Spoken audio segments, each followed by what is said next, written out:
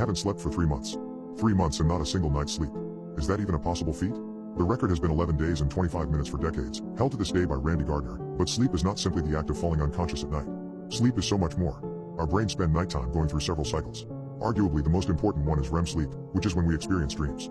Whether they are memorable or not, they are necessary. Without REM, our minds will slowly fall apart for weeks and months until the brain shuts down. Oh, how I miss the sweet bliss of a dream. Hell, I'd even take a lifetime of nightmares over this constant torture. You see, I suffer from an extremely rare condition called fatal familial insomnia, and as bad as that name sounds, I can assure you it's nothing more than a curse. With this disease, I am unable to dream, and only light sleep will ever be achievable for me. As far as insomnia goes, this is the lethal kind that slowly, but effectively is turning my brain into Swiss cheese. By the end of this year, I will be dead. Spare me the pity, spare me the words of consolation. I've had a good life, and I've come to terms with my fate. I will meet my maker soon, but I fear I have to pay for a terrible mistake I made. About a week into my diagnosis, the lack of proper sleep was already a heavy burden on my mental and physical health. In my peripheral vision, I started to see blurry figures moving around even when I was supposedly alone. Hallucinations was one of the main expectations from my disease, but they persisted even while I took my medication meant to suppress the symptoms. I quit my job quickly after my diagnosis.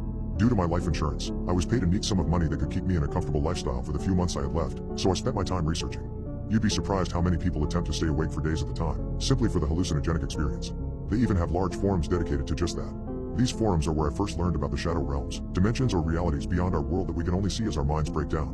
Robert Holes, one of the members, wrote, "Our minds are incredible creations that allow us to experience the world around us, enjoying the emotions provided by chemical interactions within our brain.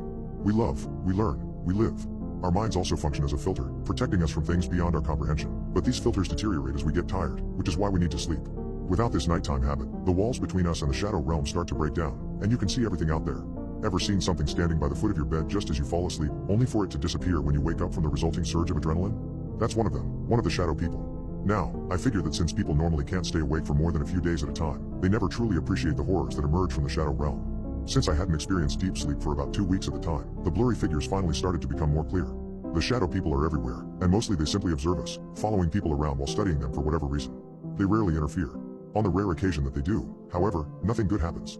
Times when people suddenly fall over dead in the street, without a known cause, that's them. Since they were mostly just there, I didn't decide to follow them until 1 month into my diagnosis. I noticed one crossing the street, a tall lanky shadow walking with slow, but determined steps. I started pursuit due to morbid curiosity. What would it do? A man walked down the street, blissfully unaware of the shadow. He was in his early 50s wearing a tailored suit. The creature walked behind the man, seemingly intrigued. This went on for a few minutes, until the creature slowly reached out its thin hand towards the man. It touched him on his shoulder, softly like a feather falling from the sky, and the man dropped to the ground while clutching his chest. I'm not a doctor, but I've taken enough CPR courses through various occupations to know what a heart attack looks like. I instinctively pulled my phone out to call an ambulance, before I ran over and started chest compressions. It felt like an eternity passed as I kept pushing down on his chest. The ribs cracked under the force of my hands, while my muscles burned. When the ambulance finally arrived, I was drenched in sweat. The paramedics came running to bring the man into the ambulance. One of them took my name and number before jumping into the back and closing the doors. Just as he did, I got another glimpse of the man I had helped. There was something familiar about his face. By the time my surge of adrenaline wore off, the creature was already gone. A day later, the hospital called to thank me for my efforts. He had miraculously recovered and would be able to live for several years, all thanks to me. The event filled me with a longing to make a difference. Over the next month, I started following the shadow people around. They were everywhere, but only a few of them moved around purposefully. Those were the ones I knew would strike. A young man, no more than 25, managed to crash his car. There was no discernible reason why he had swerved off the completely straight road, but the resulting wreckage was pretty bad. I managed to get him out of the car just in time before the gas tank ignited and the car drowned in blazing fire. The shadow that had seemingly pushed the car off the road had taken notice of me. For a moment I stared into its empty face, and at that moment I knew that they were aware of my ability. The man I saved was luckily unscathed from the incident, and I left straight after I had called emergency services. A few days later I saved another man. He had fallen out of the 3rd floor of his office building. No one saves for me to notice. The fall broke a few of his ribs, which subsequently punctured both of his lungs, but because I was quick to call for help, he was saved. I looked up at the window he had fallen from. Another shadow person stood there. Despite having no face, I knew it was staring at me, judging me for interfering with their own lives. Days and weeks passed, and I quickly lost count of all the people I had saved, but my body could hardly keep up the effort as my disease progressed.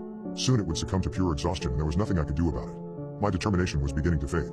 The news just happened to be on one day. Quite frankly, I couldn't even remember turning the television on. Forgetfulness and memory loss had become a faithful enemy in my disease. A familiar face appeared on the television screen. It was the first person I saved, the man who suffered a heart attack on the street. His name was Samuel Walker, and he had been on the news for the past few months after being linked to several unalives, 2 of which he committed during his trial, after I had saved his life. I sat motionless and stared at the man. Was it really him? Had I saved him and thus allowed him to unalive innocent people? Did they know? What else could I do but research each person I had saved?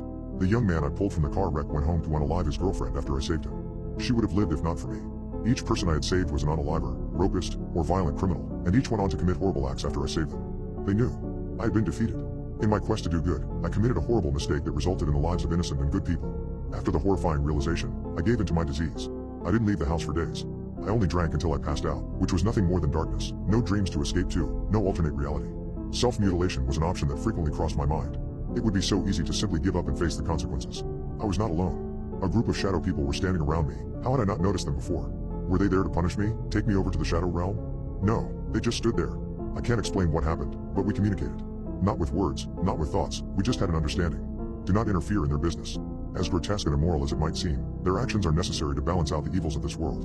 In the blink of an eye, they were gone. I had been given a second chance, although that only meant a few more months on this earth. A few more months to undo my mistakes.